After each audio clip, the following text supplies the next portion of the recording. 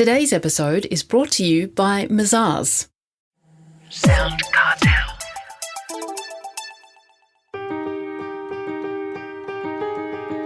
From SoundCartel, I'm Nicole Goodman, and this is Business Essentials Daily.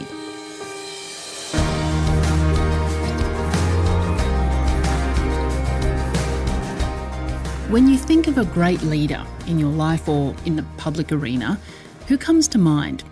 What are their characteristics? Are they extroverted, or do they have other qualities that make them shine? Productivity expert and business advisor Les Watson, also known as the Time Lord, says we're all leaders, but certain values can set great leaders apart from others. Leadership, as Les explains to Chris Ashmore, is not what you might think it is. People think of leadership as I need to be a boss, I need to have a team underneath me, and not necessarily. I believe that everyone is a leader. Everyone that's listening is a leader. Everybody's a leader. Why? Because we need to lead our life. We need to actually get a handle on the things that matter and head towards what we believe we want in life. Therefore, we need to make decisions. We need to do the things that enable us to get where we need to go. And that's called leadership. That's called making decisions in the moment to either choose what's good for us or what's bad for us. And therefore, it's decision making. And I love it. It's very simple for me. Everyone wants to be a leader, even if it's just leading the dog. You don't need to quote me on that. That's not a grab. That's not something you can put out there as a promo. But everyone leads. Everyone leads every day. So it can be learned. I believe that anyone can be a leader, and I wasn't a leader as I grew up. I wasn't that person at the front. I didn't get picked first.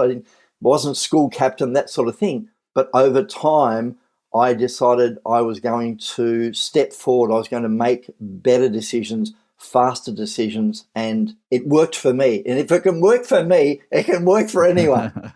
Well, indeed, it can be learned, but are there any particular characteristics that people have that make them better leaders than others? There are, and I would come down to a couple of them. One is commitment. You've got to be committed to the decisions that you make. So make a decision. Actually be the person that makes a decision. And the more you make decisions and are able to course correct if they're wrong, the better it is. Because people will look to you and go, we can't make a decision. Can you make a decision? And you go, yeah, let's do this. And they go, well, let's divert to you because you seem to be leading this. So that's in a situation with others, but you can do it on your own as well. Email's a great example, Chris. Why? Because most of us, and I do say most, because people get into a whole lot of trouble with their email because they don't make a decision on this email that's just come in. Oh no, I'll put it off. I won't make a decision on it. I won't choose to do something about it. And we end up with 5, 10 or 50,000 emails in our inbox and we wonder why we're stressed. So it comes down to making decisions. And then I'd add to that values. What are your values as a person, which will lead you into leadership? So mine are very simple. They are integrity, positivity, action, and community. So very simple values, but they enable me to make decisions based on, does it line up with my values? So is it in my integrity? My wife always says I can't lie to save myself. So it's that thing of, I believe that even if I've done the wrong thing, I'll still be honest with it. So integrity, positivity, that's me. I'm a positive person. I'd rather see the glass half full than half empty. And some people say, no, Les, your cup is overflowing, but that's another story. Action. Again, leadership is about making decisions, and that can be making them in the moment, but then acting on those decisions as opposed to sitting back. So action. And the last one for me is community. The thing about community is bringing people together and doing something.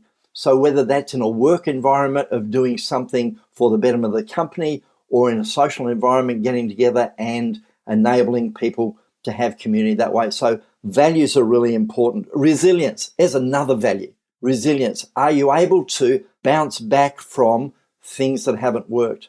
So resilience. And the last one on that is, as a leader, task versus relationship. Task versus relationship. Task is, let's get this done, get this done, get this done.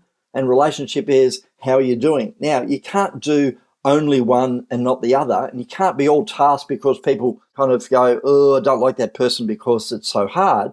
And you can't just do relationship because you end up having a cup of tea or a cup of coffee and no work gets done.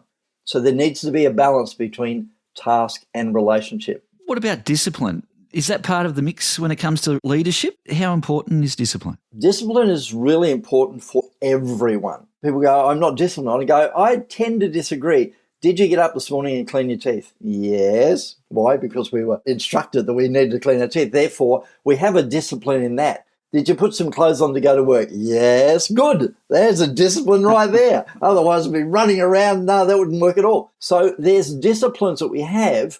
How do you move that from those small things into larger areas and be disciplined? So you do have discipline. You can actually do things on a daily basis, on an hourly basis, on a weekly basis, and be disciplined as a leader. It's not something that is outside of your capability. It's already there. All you need to do is grab a hold of it and go, okay, today I'm going to be disciplined, and look at the areas and go, what area can I be disciplined? Can I be disciplined, back on that topic of email, can I be disciplined in my email today?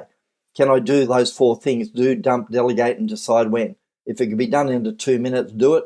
If it's spam, dump it. If it's not mine, can I delegate it? And if I can't do it in 2 minutes, can I decide when I'm going to do it and therefore come back to it at a later time? That's where the discipline fits in of when I said I was going to do it at 4 o'clock, it comes up and I'm now going to do that thing that I said I was going to do. So leaders are disciplined. They say they're going to get up at 5 o'clock in the morning, they get up at 5. They say they're going to exercise, they exercise. They're going to do their emails, they do their emails. So that's discipline. Everyone's got it. Well, there's a lot to consider there. And in terms of decision making, there's probably so many decisions that a leader's got to make. How do they focus on what's most important? Have you ever heard of the Eisenhower matrix? Maybe. Of course I have, he says. Eisenhower matrix is important versus urgent. And people go, oh, yeah, I've seen that one. So it's that thing of having a differentiation, a decision-making around what's important, of low importance or high importance, and what's urgent, low urgency or high urgency. So you get people coming to you with fires. The building's on fire is high important, high urgency. And those are the sort of things you get done really, really quickly, called they need to be tackled and tackled now. You can't kind of, I'll put that one off based on a fire. You kind of go, no, let's handle it now. The opposite of that is low urgency and low importance, and they're the sort of things that you just shouldn't be doing at all. I love those games. They're not serving you. Yeah, but I love solitaire. That's not serving you either. Oh, but I love social media. Is that serving you? No. So based on that, the low importance and low urgent, kind of stop doing it or minimize it. Then you've got high urgency, low importance, and they're normally the things that come from other people, called, can you handle this? Can you handle this? And it's like, well, hold on a tick. And if you can, you delegate it to somebody else, because it's not yours. It's someone coming to you with something that is highly urgent for them, but not for you. And in that case, it may be of low importance. So if you can, delegate it. And the place to play in life in those 4 quadrants is high importance and low urgency, where you get planning on a daily basis, planning on a weekly basis, planning on a monthly basis. Planning is essential. So that's where people get leverage for themselves by doing the planning aspect of their life, which is high importance and low urgency. That was the Time Lord, Les Watson.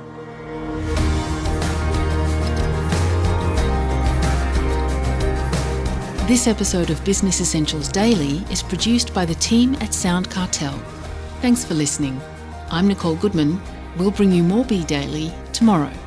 Follow @BE Daily Podcast across social media and head to bedaily.com.au for more from the Business Essentials Daily podcast. SoundCartel. This episode was brought to you by Mazars. To find out more, visit mazars.com.au.